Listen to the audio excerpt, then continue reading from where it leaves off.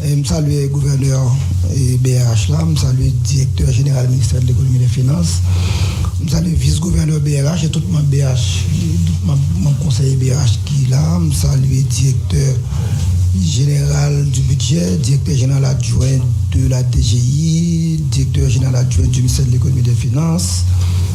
Nous saluons tout le cadre, tout le membre de la presse qui est là.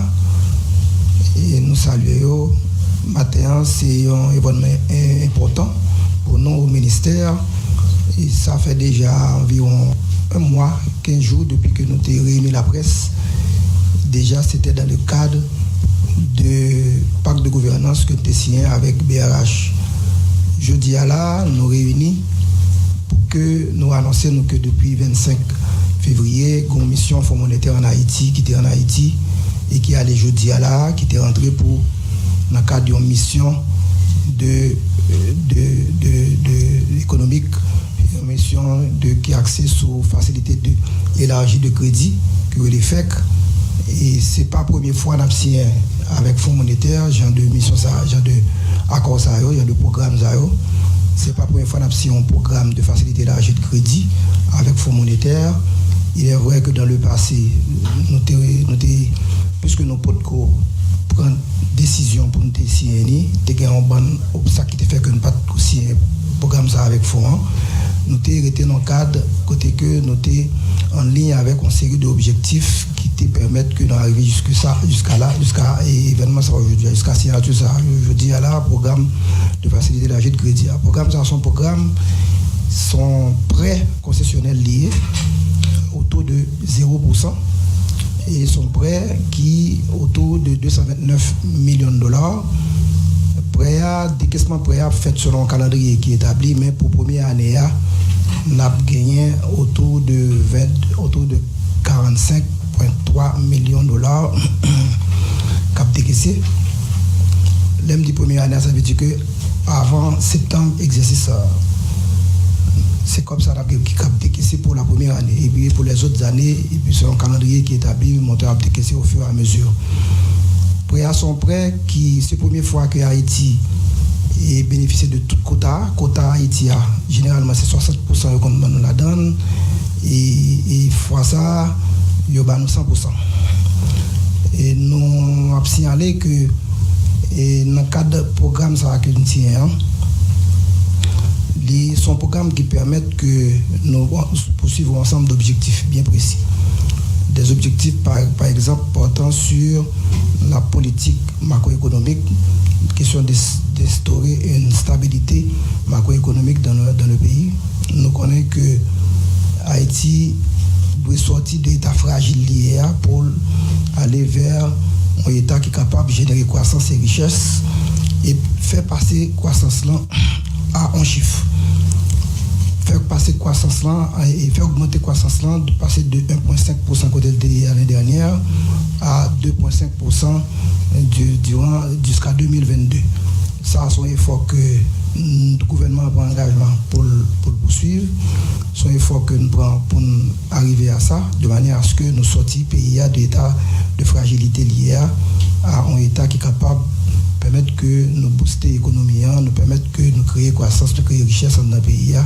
Et pour cela, un ensemble de mesures qui sont importantes pour nous prendre et nous obliger à prendre des mesures portant sur la bonne gouvernance, des mesures portant sur la stabilité, sur la paix sociale, nous obliger à prendre des mesures pour instaurer la paix dans le pays, puisque dès lors que mesures ça va prendre, dès lors que nous pas assurer que conditions ça va réunir, eh bien quel que soit programme, quelle que soit politique économique, quelle que soit politique publique, n'a pas mis en œuvre, politique publique là, n'est pas capable d'atteindre l'objectif de la mesure où nous pas assurer nous que conditions sont réunies. Le programme que nous signons avec le Fonds monétaire là, diviser tout, il permet que nous mobiliser, les faciliter la mobilisation de ressources des autres bailleurs. Tout. Parce que gagner des tendances qui fait quoi que pour que ça, nous signons un programme avec le Fonds pour seulement 229 millions de dollars. Et maintenant, dit tout que si le programme n'a pas de signé, aucun appui des autres bailleurs n'est pas capable de décaisser. Pas capable de décaissement des autres bailleurs. Si nous prenons le cas, par exemple, de Banque mondiale, de BID, et de l'Union européenne, une européenne qui prévoit environ 75 millions de dollars et qui capte décaissé et jusqu'à la fin de l'exercice. Et c'est à partir justement de signature programme ça qui fait que COP sera décaissé. Et si tout bailleur tape tant de signal fond avant que alors même de signal fond accord ça que nous avons signé avec fond pour que yo même engagé pour signer un programme. Et programme non son programme qui chita sur un ensemble d'axes bien déterminés, bien précis. Un premier axe qui concerne les programmes, c'est axe qui concerne la question de protection sociale. Parce que c'est quasiment impossible pour que nous réussissions un programme, quelle que soit la politique que nous mettons en place dans le pays, ça, si nous ne pas assurer que un bon filet de sécurité sociale qui met en place, eh bien, le programme n'est pas capable de réussir. Et dans le cadre du programme que nous signons là, le programme ça axé justement sur des filets de protection sociale pour permettre que nous adresser questions aux couches les plus vulnérables. On a précisé que le programme ça qui signe là, le programme n'a signé, Fonds monétaire vient joindre déjà, il y a un train déjà en marche.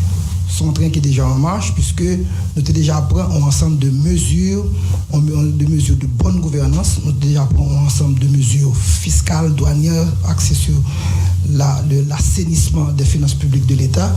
Nous avons déjà pris des mesures depuis le 31 janvier, côté de un pacte de gouvernance avec la BRH, un pacte de gouvernance qui chita sur respect de ensemble de dépenses par rapport aux ressources.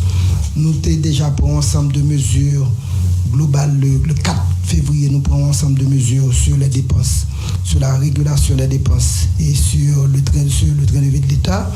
Le 5 février, nous prenons encore des mesures, nous prenons une résolution qui était portée justement sur les questions de bonne gouvernance. Toutes mesures, ça sont des mesures que nous avons déjà pris décision pour nous avons déjà adopté déjà depuis avant que le fonds vienne. Le fonds rentré là, le fonds rend compte que nous-mêmes nous sommes déjà en ligne par rapport à un bon objectif macroéconomique, nous sommes déjà en ligne par rapport à un bon objectif qui voulait assurer la stabilité de l'environnement économique, puisque nous rendons compte que le déficit budgétaire a causé beaucoup de tort à l'économie.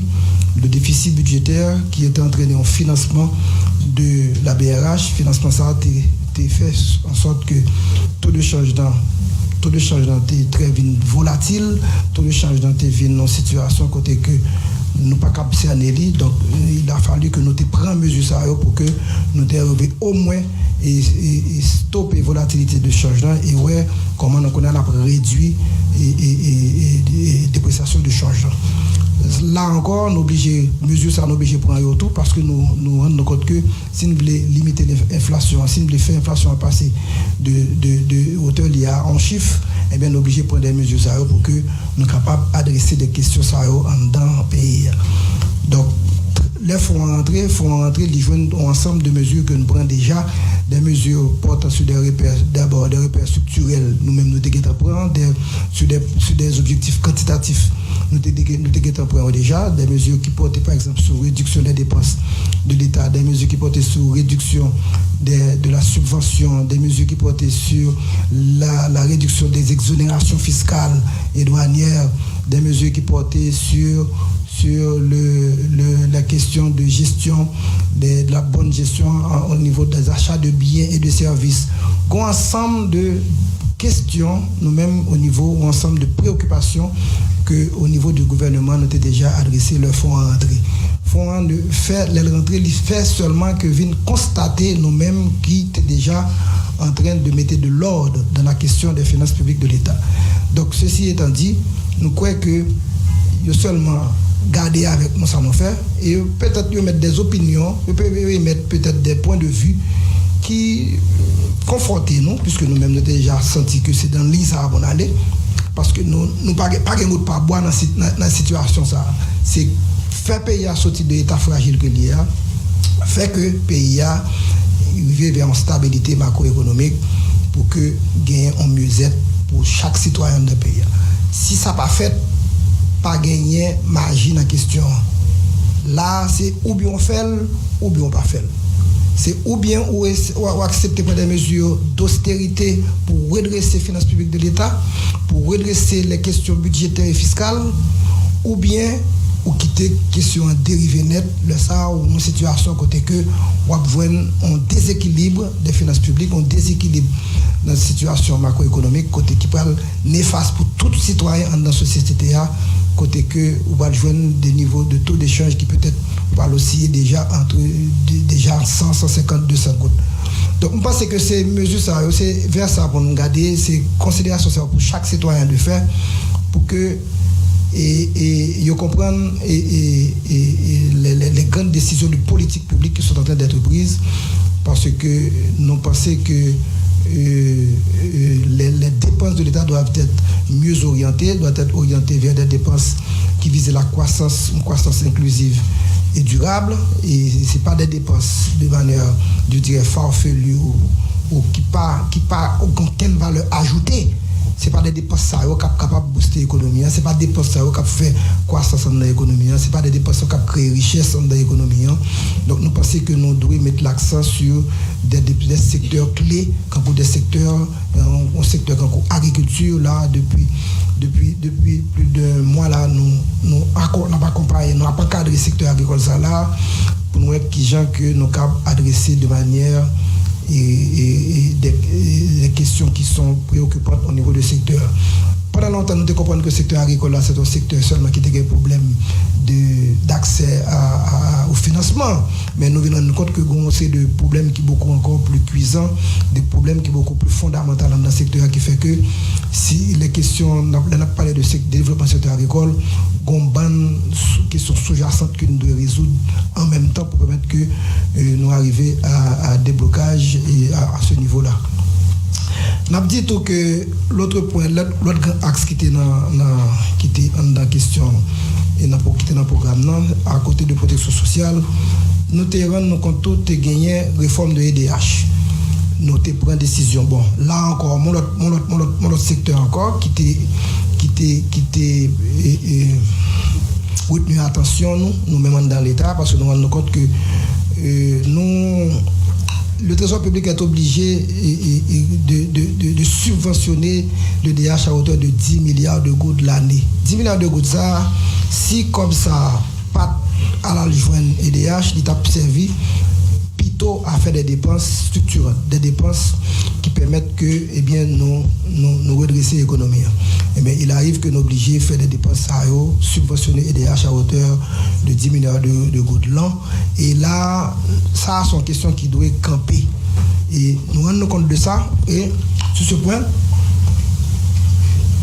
nous avons dit, annoncé qui c'est organe de régulation, eh bien, il déjà mettait en place et déjà prévoir des appels d'offres pour la gestion des réseaux, des mini-réseaux et des grands réseaux dans le pays. Parce que on ne peut pas parler de réforme de EDH, de énergie, une réforme énergétique, si on ne peut pas parler de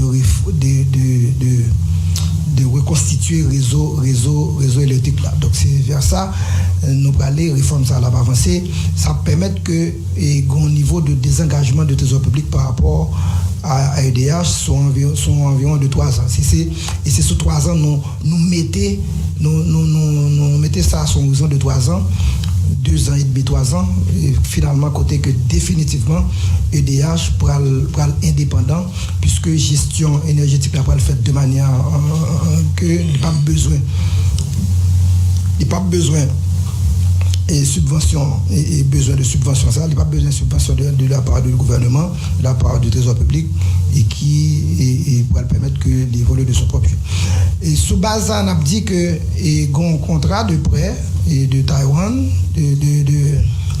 un contrat de prêt de Taïwan de 150 millions de dollars américains qui est déjà signé pour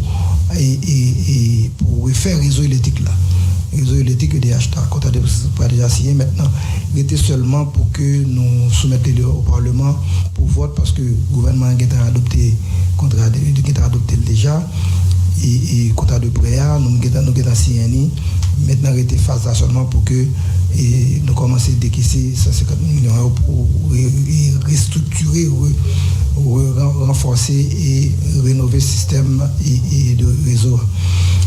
Et sous point ça, c'est son autre point encore qui était un grand axe dans un point nous évoqué avec Fouan. Et sous point ça, nous était déjà en avance, puisque nous te rendons compte que l'on a parlé de EDH, assez souvent on a parlé de taux de couverture, de taux de facturation, de taux de recouvrement, ce qui c'est effectivement des aspects importants dans manque à gagner que EDH a constaté ces derniers temps, puisque si on peut augmenter le taux de facturation, on peut augmenter le taux de recouvrement, eh bien on a rendu compte que l'État et EDH pas capable de ressources pour capable de faire face à obligations, et de là, on a toujours besoin et aide de trésor public dans ce sens. Mais nous rendons compte en même temps que l'autre aspect qui pas négligeable, c'est le coût de production de l'énergie électrique. Le coût de production, c'est 24 gouttes, alors que EDH facturait seulement 12 gouttes. Donc ça, c'est un point important dans le cadre de réflexion qu'a fait pour réformer le secteur, puisque et coût de facturation là, nettement inférieur à coût de production par kilowatt.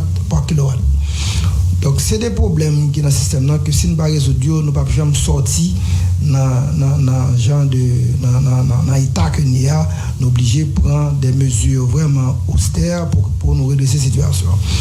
Et nous avons parlé ensuite dans l'autre point qui sont un grand axe encore du programme, non, c'est un axe qui traitait de finances publiques, assainissement des finances publiques. Bon, il faut en venir d'y joindre que nous sommes déjà très avancés dans la question d'assainissement des finances publiques. Nous sommes déjà très avancés dans nos bonnes résolutions, nos bonnes décisions que nous prenons. Nous pensons que nous seulement souhaiter que nous mettions en place un plan d'action, un échéancier pour que nous constations les résultats. C'est seulement ça, nous avons dit, puisque nous-mêmes nous avons déjà pris des décisions largement qui dépassaient l'espérance même par rapport à ça peut-être que tu as proposé nous. L'ensemble de décisions que nous prenons là sont des décisions vraiment qui pour donner des signaux très forts pour permettre que tout le monde comprenne désormais, eh bien, et là, mais qui côté nous de mettre accent pour empêcher et dérive là. Nous rendons compte aussi que il faut souhaiter par exemple que nous mettions en place un système de référence, mais nous-mêmes nous mettons déjà système de référence de prix, parce que là on a parlé de rationalisation des dépenses de l'État. Eh bien, grand point important, c'est la question des prix de référence. Prix de référence des biens, prix de référence des services. Si il y a un prix de référence qui chute en fourchette, eh bien, nous prenons qu'un fournisseur qui est capable de penser, faire surfacturation, la traiter avec l'État. Donc, ça, c'est une question essentielle. Et depuis le moi-même, je viens entrer dans le ministère comme ministre, nous avons déjà mis en commission qui travaille sur le prix de référence et au niveau des biens, de l'achat de biens et de services, de manière à ce que nos contenus et dépenses nos limites acceptables. Donc, c'est tout point ça que nous-mêmes nous avons discuté avec Fouan et qui a fait l'objet de signature. Son signature d'un programme, c'est le premier tranche programme qui a exécuté là, et pour la première année. Après deuxième évaluation qui a été faite après sur base objectif que nous-mêmes nous fixons nous, il y a bien effectivement ça nous dit à fait dans quatre programmes est-ce que nous faisons et puis il a avancé vers d'autres aspects dans le programme durant les deuxième et troisième années parce que son programme sont 3 ans liés, donc il y a chaque conseil a venu faire des évaluations, des revues pour voir comment on a avancé dans le programme. Et nous pensons que le programme, ça a son occasion pour nous, pour que nous disposions de certains montants. Nous pensons aussi que des efforts doivent être faits au niveau des administrations fiscales et douanières. Et là, nous, certains que ça a été fait, mais de notre point de vue, il faut que nous conscients que dans climat de turbulence politique, dans climat côté que il y a des manifestations chaque jour qu'a fait, mois février nous avons fait 12 jours sans recette, pas de recette la douane, pas de recette en DGI. Ceci fait quoi? Ceci dit quoi? Ça dit que nous pas de corps pour nous dépenser. Pays a, yo dit pays a des loc, mais pendant dit pays a loc là, on va tout si on loc finance publique là. Yo loc finance publique là tout. C'est pas pays a seulement loc finance publique là. Ça veut dire pas qu'il y a des dépenses qu'a fait. Actuellement, ma mesure de dire nous que et employés dans l'administration publique là pour qu'on finisse toucher mois de février. Nous en mars, il pour qu'on toucher mois de février puisque recette yo pas capable au rendez-vous. Nous obligés qu'on a la fond sélection au niveau des dépenses pour que nous privilégions d'abord les dépenses liées au personnel, les dépenses de recettes, les dépenses qui liées au fonctionnement de l'administration, telles que achat de carburant et de petites caisses, et permettre que certaines dépenses liées question de nettoyage soient faites, et les salaires pour nous qui gênent résoudre le problème. Mais matin là, la douane relève pour dire que tellement qu'il tire en bas, c'est fermé ou refermé. Cela veut dire que jeudi encore, on a perdu recette de la douane. Donc c'est dans cette situation que nous y est. Et chaque temps, et pays a retrouvé dans cette situation côté que il y a des gens de turbulence, il y a des gens de problèmes qui posent, eh bien c'est tout et système qui partit, c'est tout le système qui subit conséquences là. Il faut pas penser que si on pas comprendre comme ça, il faut comprendre, essayer de comprendre comme ça, parce que là ça c'est paralyser toute population, c'est paralyser toute couche vulnérable, c'est permettre que pas en famille, on part pas qui tape travail qui gagne 8 10 petites sous compte lui, et ben pas qu'à toucher parce que pas gain cob, c'est ça l'idée.